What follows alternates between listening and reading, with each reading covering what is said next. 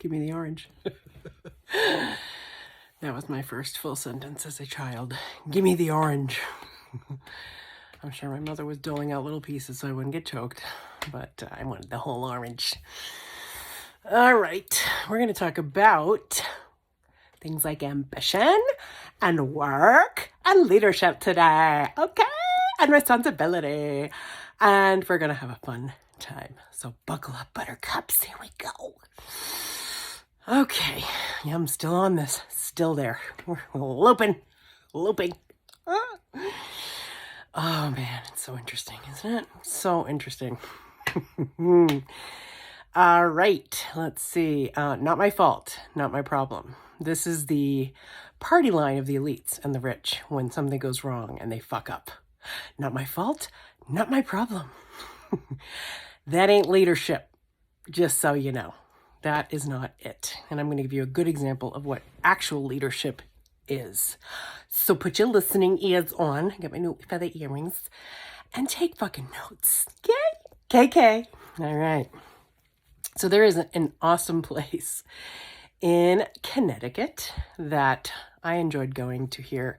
It's a very intimate venue and has a great vibe and ambiance and food, and they have live music there, and I got to see Ellis Paul, who's one of my favorite folk singers of all time, and it's just a wonderful place. And it is called, I believe, the Vanilla Bean Cafe, and I want to say it's in Pomfret, Connecticut, from what I recall.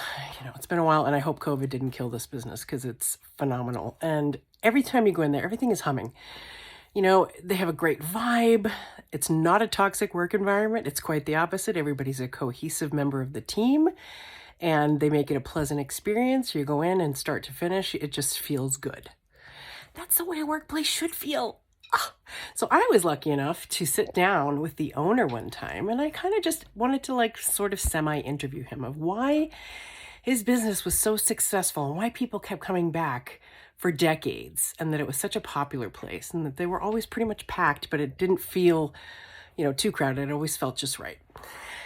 And he was great. He said, well, this is my place. I said, yeah. And he said, and I'm the owner. And I said, yeah. And he said, so therefore, I'm the leader of this ship. And everything that goes on under this roof is my responsibility and reflects back on me as the leader, as the captain, as the owner of this business. I said, that's a wonderful philosophy. How did you come by that when we're in a time where everybody abdicates power and passes the buck and just doesn't actually take the reins or the wheel of anything?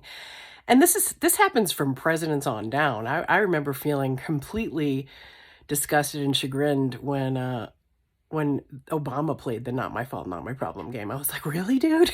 Everything that goes on in this country while you're in that seat is your fault and your problem.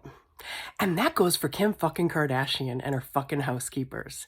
Anything that goes on in that environment, you can't say third party. You don't get to do that. You don't. Astroworld Travis, you don't get to say, oh, it's other people, not me.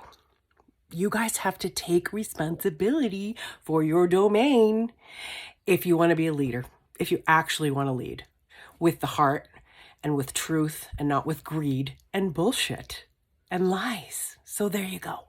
So not my fault, not my problem is not leadership. It's a recipe for disaster and chaos, which is what you guys are in. But you like that, don't you? You kind of love it. You love the chaos and the spin and the bullshit. So if you are a leader of anything, a project, a company, a family, a globe, a country, you have to get out of the not my fault, not my problem mindset. It is juvenile and adolescent, and it is not self-responsible, self-aware. It is not, if you were elected into one of the highest seats in the planet, you don't get to say, oh, that wasn't me. Was me. It's not a fucking Shaggy song, okay? It was you. It is your fault. And it is your motherfucking problem to fix. So stop passing the buck and lying and lying and lying and lying some more. And then some more spin and some lies. Then some bullshit with the spin and the lies. So if your employees are banding together and they are disgruntled, it is your fault and it is your problem. If people die at your concert, and you were in charge of keeping them safe, and you didn't because they died. Remember that part? It is your fault, and it is your motherfucking problem to fix, to compensate, and to rectify. Okay, all right.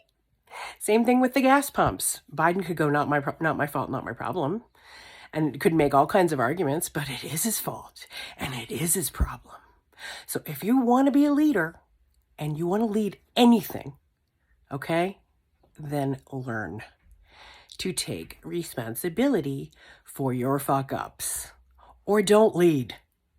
Don't have a company then.